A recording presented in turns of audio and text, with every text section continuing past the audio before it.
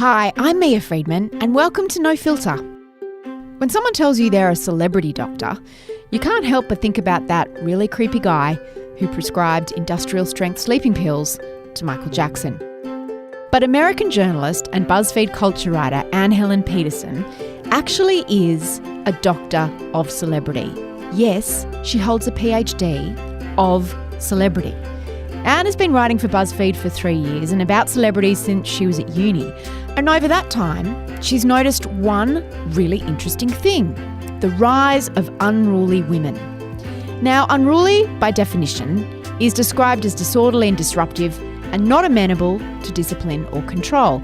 And if you look around in Hollywood, you'll see a lot of them. So Anne decided to put her thoughts and descriptions of unruliness into a book of essays.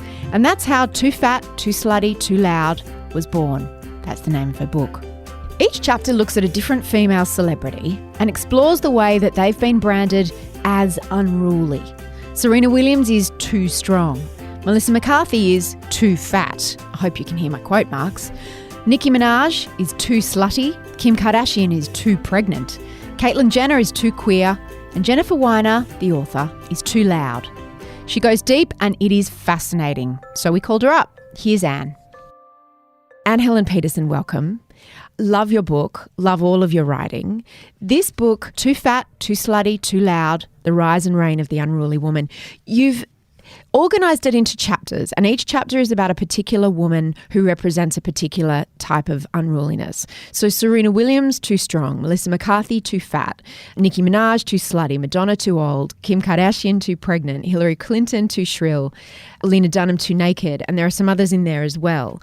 When you were looking at the women that you were selecting, what was the common denominator? What does unruliness mean to you in terms of the women that you wrote about in this book? You know, I think of it as like to something, TOO. And obviously that's like the unifying adjective, but like even just that concept.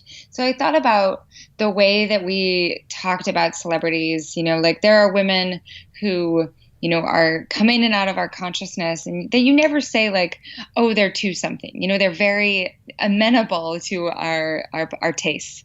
But then, these particular celebrities were all, flagrant in some way. So whether it's their performances, the way that they are on the tennis court, the way that they are pregnant in public, the way that they speak, the way that they choose to, use their naked body. So that was really the unifying principle. And it was really fun to think, both in the more traditionally unruly ways. So things like too naked or too loud or too fat, but then also to think about, okay, how is someone who is otherwise a very ruly celebrity like Kim Kardashian, how is she actually manifesting these unruly components? So unruly doesn't mean out of control, because you're right, someone like Kim Kardashian is so curated and calculated and careful with how she presents herself. Right. No. I think, unruly can be out of control. Like there could be a chapter about like too messy, and it could be like Lindsay Lohan 5 years ago. Yeah. I think that it's more, oftentimes, unruly celebrities have very calculated careers. Like Lena Dunham is very, very specific and mindful about the way that she is unruly. And Melissa McCarthy's performances are using her unruly humor in a very specific way. I think it's more, okay, are you surpassing a boundary? It's an unspoken boundary, but what you're surpassing a boundary for proper in quotes, female behavior. And it pushes buttons, doesn't it? I mean, all of these women could also, and are described as polarizing. Very few people feel neutrally about any of them.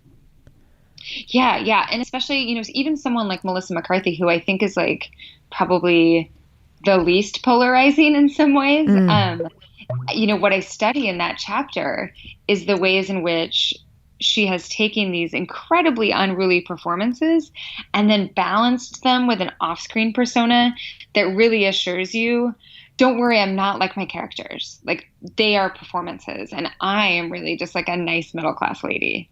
Yeah, right. One of the, I guess, saddest chapters in a way, in an unexpected way, is the one about Madonna being too old.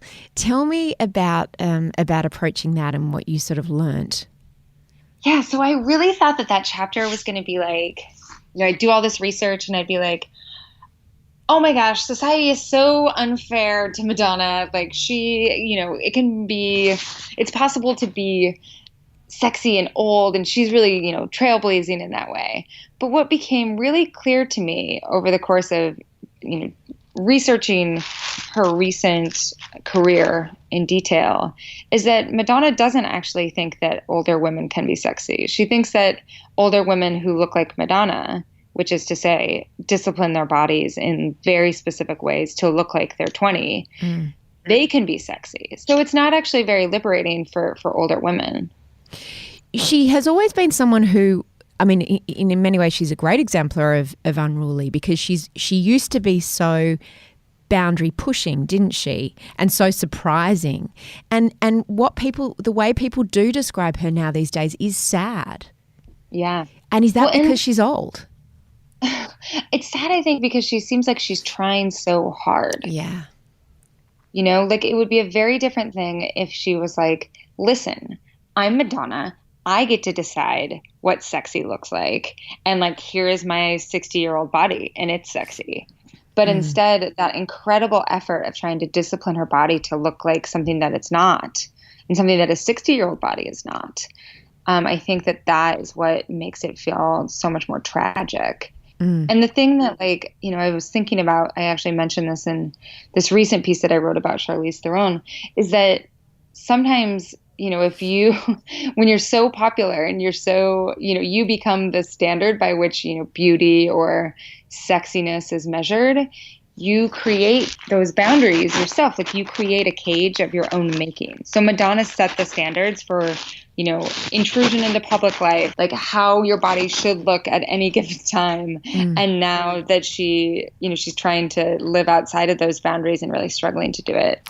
Lena Dunham is someone that, to me, summarizes the kind of woman that you're talking about most of all, in terms of she plays with all the women that you talk about play with our expectations of how women should behave in public. But she really sort of burst onto the celebrity stage when girls started, how many years ago? Maybe 7 years ago or so now. And she seems to be one who has really sustained that idea of being unruly, and she has risen and she has reigned. Do you think that's still the case now? Yeah, I think you're right that she is the woman who I think best embodies the term at this moment, in part because like she just continues to piss people off, and like it doesn't matter like if you are, like a radical feminist, if you're like, on the complete other side of the spectrum, like you're pissed off by Lena Dunham. And what I really appreciate about her is how she keeps provoking these discussions that lead to other places, right? So like that lead to other ways of talking about, okay, what's the responsibility of creators to, if they're doing a show about their own lives, like how much diversity should be either grafted onto that or considered or that sort of thing. And then just always the conversations about what a nude body should look like if it's going to be pleasing on screen. But I think, we're in an interesting moment right now because the show is over. So I think it'll be more interesting to see, okay, what's her next move? How do people receive that? Is she going to be more of a producer and behind the scenes than, and part of the reason people feel such strong emotions about Lena Dunham is that if they've seen Girls, there's so many strong emotions about her character of Hannah on Girls. And she's not her character. Her character is pretty loathable, and that's on purpose. But I think oftentimes those feelings that coalesce around her character get transferred to Lena Dunham. Several of the chapters, Melissa McCarthy, Lena, Nicki Minaj, Kim Kardashian, Serena Williams, all revolve around, in part, how these women's bodies are unruly. You talk about Lena Dunham being too naked. Was it hard to pick who was going to be too naked or what type of unruly Lena Dunham is? Originally, my subtitle for Lena Dunham was just too much, right? Because she was all these overlapping components of unruliness. And what I decided, though, was that a lot of people have written about that, whether they've used the word unruly or not, they've written about it obliquely. And I didn't think that writing about that in that way would necessarily yield anything new.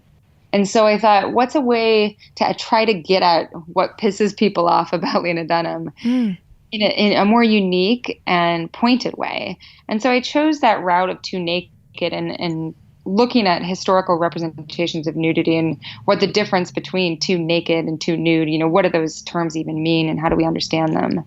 And to me, it really provided a different way into an image that a lot of people are exhausted with talking about in the same ways. What's the difference between naked and nude, do you think? So I didn't know this before. I kind of use the words interchangeably, but there's great historical work on how naked is just, when you take off your clothes, like, you are not wearing any clothing.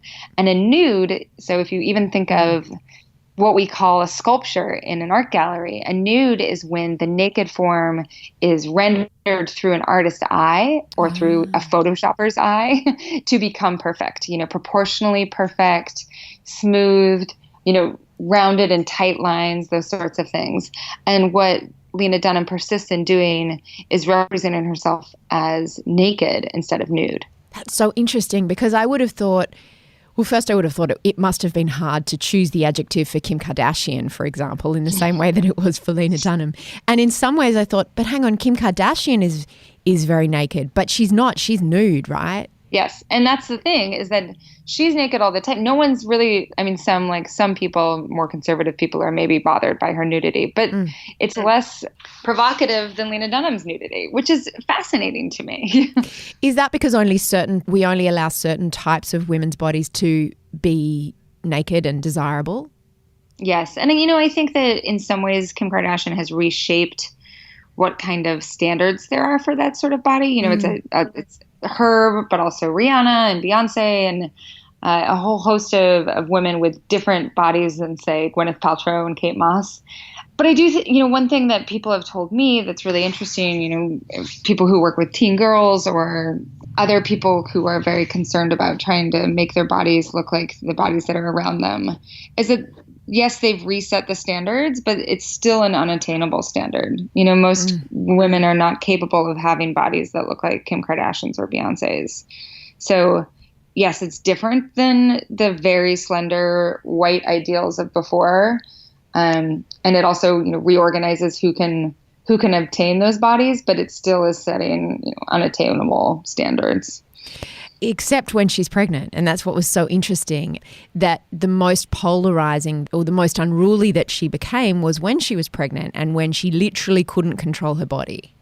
Yeah. And, Kim Kardashian would have loved to have had what is called the cute pregnancy, which is when you swallow a basketball, or it looks like you've swallowed a basketball, and then you give birth to a baby, and then it looks like that basketball is gone. And, she, I think, had internalized the idea that that's the sort of pregnancy that she could achieve if, she had planned right. But, bodies don't listen to plans. And the feedback I've received from women for that chapter in particular, that, that's the most and best feedback I've received, because I think, there's a lot of discussion of pregnancy is so beautiful, here you can look cute when you're pregnant, but there's not a lot of discussion of a lot of people hate pregnancy or don't feel cute at all. And in fact, feel very alienated from their bodies while they're pregnant. But that's not the way that we're taught that we're supposed to talk about our bodies when they're pregnant. Serena Williams is the first chapter in the book. She's too strong. She's also other things as well, right? Yeah, she's, too black is an easy one, in part because she really holistically reorganized the sport of tennis, which, with a few exceptions, has been incredibly lily white for a very long time. And her body is also something that's constantly commented on in racist ways, in misogynist ways. Is it because her body does not conform to our expectations of what, say, a tennis player would look like or what a woman might look like, but also because she seems so comfortable in it? She seems to revel in it. And is that somehow unruly? Yeah, both of those things. The way that she dresses on the tennis court really underlines just how comfortable, how in her body, how alive she feels in it. And she talks about that herself a lot. The other thing that happens a lot is commenters think that they're complimenting Serena Williams, and the sort of like implicit racism comes out in their comments. There's a really great point in the chapter where I talk about like there are a bunch of people who have said like, oh, like Serena Williams is so good because Black women naturally have this sort of brute strength, you know, which first of all, really it essentializes Black women, first of all, but then it also suggests that Serena Williams doesn't have any talent. She's just a Black person. Does that make sense? Yeah, yeah. So it's, you know, it's a backhanded compliment in a lot of ways, and a deeply racist one. Several of these women, including Lena, including Serena, aren't just unruly in the way they look or in their behaviour, but they also refuse to sort of be demure about it. Is that something that causes women to rise, or that actually sets them back? You know, I think that any work that breaks down the boundaries of what acceptable female behavior is positive, you know, is generative. And I think it's hard, you know, I hate getting into arguments, and you're not suggesting this, but I hate it when people are like, you know, is this feminist? Is this not feminist? Yeah, I agree. And, I hate that. Hate that. And there are a lot of people in this book who are, you know, have not accepted or who have explicitly rejected the label of feminist. Yeah. And so I'm less interested in like the semantics of that and more interested in, okay, so if we look at these women, do they give you inspiration to try to be unruly in your own life? That's one thing, right? And I've actually heard from a lot of women who have said, you know, this has made me appreciate and be less ashamed of the ways that I am unruly and the ways that I've kind of like tried to, or it's made them aware of times too when they have tried to censor themselves for being unruly. But then the second thing that I think is important is that reading this book, my hope is it makes people aware of the often quiet and unconscious ways that we participate in shaming women who are unruly, whether they're in our, you know, celebrity lives or in our personal lives. Because a lot of what keeps those boundaries of proper feminine behavior in place is our participation in saying, yes, there's a boundary and you've stepped over it. Because some of the most vicious critics of the women in your book are women. Oh, absolutely. Absolutely. And we're not even talking about like, you know, public critics writing blog posts. We're talking about women who in their everyday lives say things like, oh my gosh, Lena Dunham, she needs to put her clothes back on. Right. And what we're really reacting to is not necessarily our understanding of, you know, or an individual understanding of what too naked looks like. You know, maybe our bodies look a lot like Lena Dunham's, like, but we've internalized that understanding that like that's not a body that you put in a public space. So we need to check ourselves. Yes. Yes. And you know, I am very much included in that. Like, I think all women, it doesn't matter how much feminist theory you've read, how engaged you are in the feminist project, like ideology surrounds all of us. We're all subject to these things that tell us, okay, so we need to keep other women in line too. Nicki Minaj is the woman you chose for Too Slutty. We live in such a sexualized culture. Why did you choose her? Well, I knew, you know, she's one of the ones where I knew I wanted to write about Nicki Minaj. And so I kind of went backwards. Like, what would be the organizing principle that I could arrive at a way to write about her? And I thought that it was particularly interesting to look at the way she's wielded her sexuality, in part because she's been so deliberate and mindful about it. Most people don't know this unless you're like a very big Nicki Minaj fan, but her early career, she rejected that sexualization completely. Really? Because she had seen how it had, what it had happened to other female rappers. You know, they had become kind of like hypersexualized sidekicks, and it had distracted from their actual talent. And so she decided that she was going to focus, you know, on her raps, but also like if you remember maybe the first time that you were introduced to Nicki Minaj, you and also listeners, like my memory is like the crazy wigs, the verbal wordplay, like the different voices she was doing, the different personas. And so she really made that the focus of her image. And then after she had gained all of the success and, you know, very unequivocal title as best female rapper, that's when she was like, oh, I want to kind of play with this sexual side. And she's very like tongue in cheek about it. Like Anaconda is a very funny song and a very funny video. And so I just thought looking closely at that and how she has played a very active role in deciding how to wield sexuality would be more interesting. Did you choose the women or did you choose the types of unruliness that you wanted to cover first? It was a kind of a mixture of both. So like I said with Lena Dunham, originally it was too much and I changed that. Some of them, you know, because I wanted it to go beyond the scope of straight, white, slender women. Some of them I was like, okay, so I want to do someone who's too queer and who would be someone who would be a complicated example of that. And so Caitlyn Jenner, who is considered incredibly transnormative, which is a word to describe like the desire to essentially erase your transness to pass completely as a woman or as a man. So for many trans people and queer people, she's not very queer at all. She's certainly not too queer. But then for a lot of people outside of those communities, just the fact of her transness marks her as too queer. Yeah, right. So for some she's not queer enough, and for others she's too queer, I suppose, through the lens of what it is to be a woman. Yes, totally. And so that was a really fascinating image to unpack. You know, a lot of people, they'll see the table of contents and that's the one that they object to. They're like, Caitlyn Jenner is not too queer.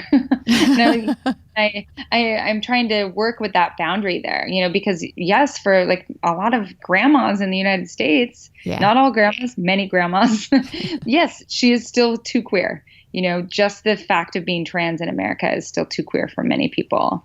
But then at the same time, she is, you know, trying to get rid of all signs of unruliness in the way that she is embodying her trans identity. There are some other women that aren't in the book, and I wanted to ask you kind of about why. Gwyneth Paltrow, is it because she conforms to every ideal that we have about what it is to be a woman? Gwyneth is fascinating because I think she, in every way, she conforms to this, she's the opposite of unruly. She is ruly. Yeah. But also like a bitch, and she's very rich and unapologetic in her embrace of like this bourgeois aesthetic, and that is infuriating. But I don't think that, you know, it's hard to mistake that for unruliness. It's like she's so status quo that it pisses some people off. Yeah, right. And I guess there are a bunch of women sort of like that are super, super famous, but the opposite of unruly, which is Taylor Swift, Sheryl Sandberg, Ellen DeGeneres, you know, Jennifer Lawrence to some degree. Yeah. Yeah. People have asked me, they're like, is Jennifer Lawrence unruly? I'm like, no, she just eats pizza. Like, it's not unruly to eat pizza.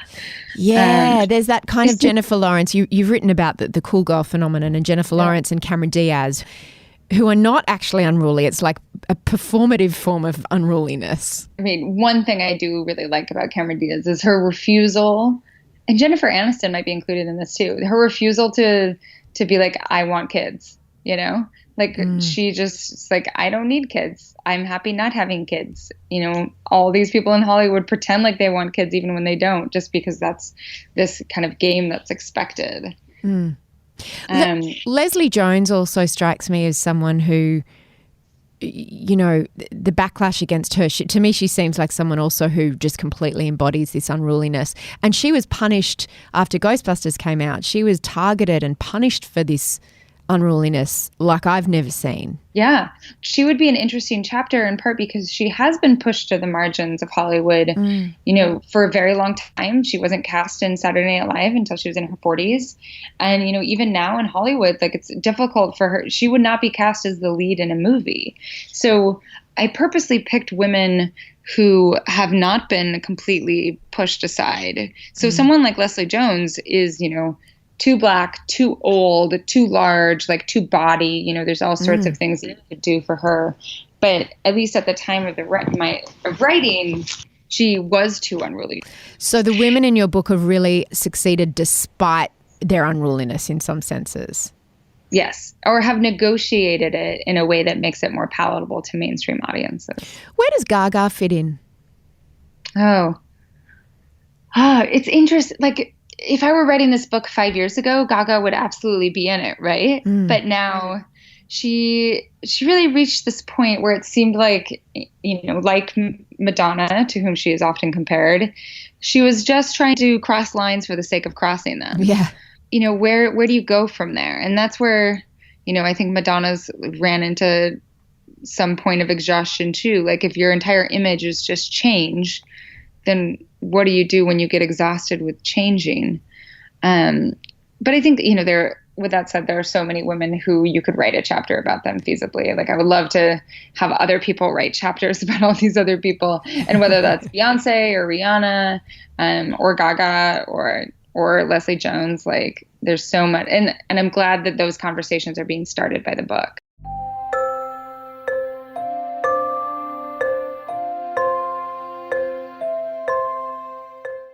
So you talk about the rise and reign of the unruly woman, but I've heard you say in other interviews that if you were writing this book now, you would say the rise and reign and rejection of the unruly woman. Well, the easy answer to that is Trump's election, but I think that... Sorry, I'm just sobbing quietly. Trump's election was the major event. It was the symptom of a larger phenomenon that had been brewing for a while, while I was writing the book, and that it just made it visible and brought it home in a way that might not have been apparent to all before. And I think, that there's natural ebbs and flows of this stuff. Like, the history of feminism is 2 steps forward, 1 step back, because anytime that you do press these boundaries, then you have other people who are like, oh, whoa, scary. Like, I have anxiety about women be like making great, like, having their own autonomy. This is scary. And so you have this sort of backlash or pushback or whatever you want to call it. And I think we're in a moment of pushback right now. But what my hope is with the book, and with different, activism that I've seen on Twitter and all over the place, like women who have really been organizing in the United States to push back against the Trump administration. And these are women of all ages, but especially older women. I think that we can prevent this from being, a massive decades-long step back, which is what happened really with post-feminism in the 90s and early 2000s. You had this kind of dry period of just a lot of women being like, nope, everything's great. Don't need to advocate for anything. And so I just hope that we can acknowledge the ways that it's easy to kind of sink back into that reticence, to that pushback, like we can become party to it. And so the more aware that we are that it's happening, the more we can resist that inclination. I was thinking that, a great avatar and example of what you talk about is Amy Schumer. 2-3 years ago, she was it. She was everything. She was in many ways the most unruly and famous woman in America and perhaps the world. But she didn't stay that way. No. And I think, she was a chapter in the book originally. Like, I have a chapter that was written about her. And I really struggled to make it work. And I couldn't, it was lacking coherence. And I realized that was because her image was lacking coherence. And there was a difference between the Amy Schumer that was in her show, Inside Amy Schumer, and the sort of messages that were being offered in that show, and then the way that she was in her off-screen life. And I couldn't make them work together. And I think that even that, and that whether it's my reticence to talk about her as unruly, or mainstream Hollywood and consumers push back against her, suggests that we reached this apex, and now we're trying to figure out, okay, what sort of women do we want standing for us and being our avatars going forward? Yeah, I feel like she rang the bell on. We all watched her incredible rise, and she made a shtick of her unruliness, and she made train wreck about it, literally, and her stand-up and her show. And then her leather special, which was in the last few months, it was terrible. And it's not that her humour was different, and I could see how bewildered she was, and she was very defensive with all the criticism. But it's that our tastes had changed, and that shtick suddenly was just not appealing, and it didn't feel fresh. It felt regressive. Yeah. And I also think her stand-up has always been pretty regressive. Yeah. And it highlights the ways in which, her show, whether it's the people that were working together to write or like the fact that she was playing a character. I think of the skit like Clear Eyes, Full Hearts Don't Rape, and like other shows or other skits that were really speaking truth to the lie of like everything's great for women. Like last day. Yes, exactly. Those skits were so powerful, and her chapter was going to be too honest. But then I don't feel like in her personal life or in her stand-up it is too honest. It's very much a shtick. Which brings us to who the avatar of now is for women. And I'm terrified to say, well, you said actually, so I'm going to put it on you, Ivanka Trump. Yeah, and I think it's true.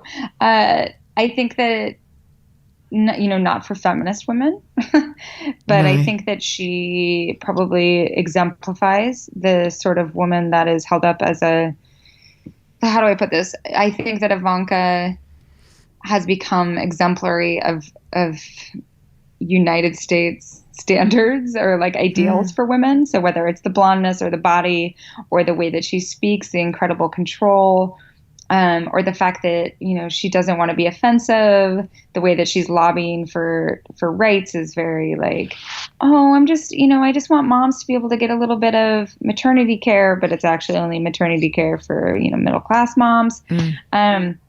So I think she has become both an ideal, like an aspirational ideal for a lot of women, and then also a woman against which women define themselves. So it's the inverse in some ways of Lena Dunham, because I think Lena Dunham previously, let's say 5 years ago, was for many women, a sort of attitude that people wanted to embody, duplicate. And then for women on the other side of the ideological spectrum, this sort of woman that they define themselves against. And you think Ivanka's the same because she's like Stepford Wife meets The Handmaid's Tale. In this kind of dystopian white America. Yes, absolutely. Because she's not Donald Trump. She is a much more palatable version of his, the policies that he has in place. And she makes herself more consumable, more amenable to popular consumption because she's not crass. She speaks eloquently. She has a great business. She doesn't want too much. She doesn't do too much. And so in that way, I think she's actually much more insidious than someone like Trump. You've described her as the most famous white woman in America right now. Yeah, I think so. Hillary Clinton, we have to talk about her. The chapter in your book about Hillary is called Too Shrill, which is such an emotive word, isn't it? Yeah. It's such a word used as a weapon against women in power. Yeah.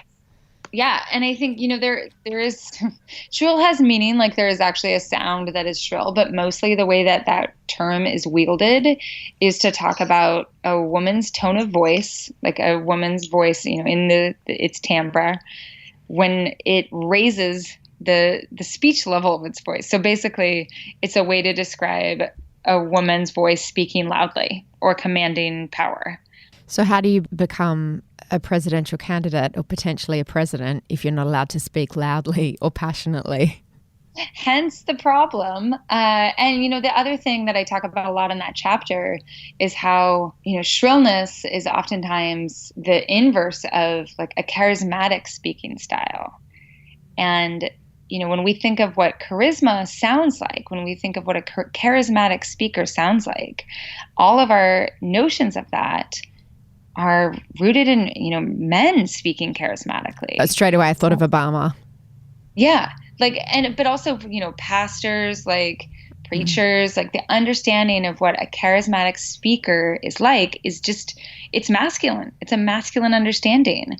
And so how can you, if now in America, at least our understanding is, oh, you have to be charismatic to become president. How can a woman ever do that?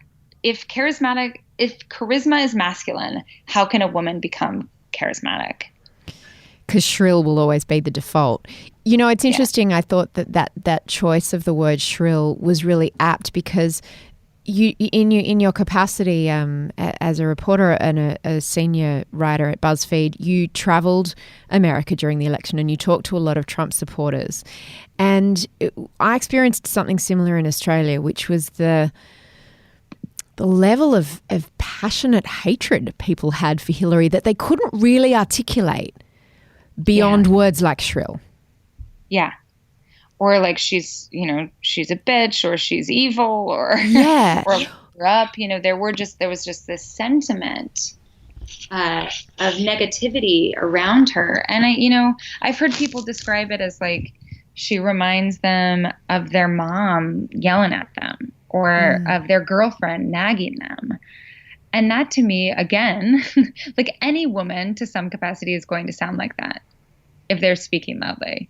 Because a lot of times men have only had women speak loud to them when it's their moms or their teachers or their wives, right? So how can any woman succeed? How can we ever have a female president of the United States? Well, and one thing I write about is that, it takes more than one woman to change the paradigm. Like, you need to have, it's not like if we even had elected Hillary Clinton that somehow, okay, great, now we understand like this paradigm of what female power looks like what a female president, what a female, powerful politician looks like.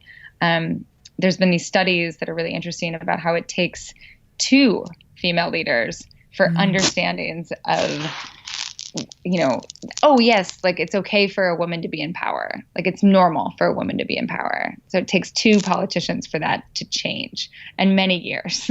So we were going to start on that road, but we decided not to. Anne Helen Petersen, thank you so much.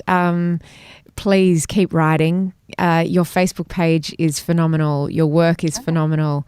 And I have a Google alert on your name to see whenever there's something that you write. Not stalky or anything.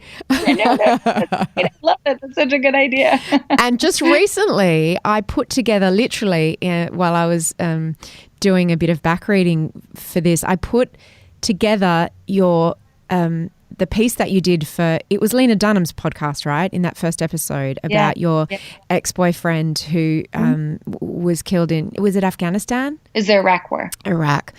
And it was like these 2 incredible things, and I suddenly put them together, and it was just, I'm going to put a link on this so that people can go back and listen to it. That was just absolutely stunning as well. So thank you for everything that you do. Well, thank you so much. It was my pleasure. I love talking. Thanks for listening. That's it for the year, never fear. I'll be in your ears all over Christmas and over New Year with 2 of my favourite ever no filters that you probably haven't heard before, and then be back on the 8th of January as normal. You can buy Anne's book, Too Fat, Too Slutty, Too Loud, at apple.co/mamamia, or you can probably find it on your Kindle or in the iBook store to download if you want to read it immediately. And another podcast episode you might enjoy is one I recorded a little while ago with author Peggy Orenstein about raising girls. That's just a fascinating listen. Today's show was produced by Eliza Ratliff. I'm Mia Friedman, and you can find me on Instagram @MiaFriedman. I have a bit of a side hustle called @LadyStartups that you can also find me on. And I am, of course, at mamamia.com.au. Don't rely on Facebook to keep you in touch with what I'm reading or what Mamma Mia is publishing, because Facebook will only show you a fraction of what we publish. If you really want the full deal and you really want to see what's going on at Mamma Mia, what women are talking about, come back to the homepage, mamamia.com.au.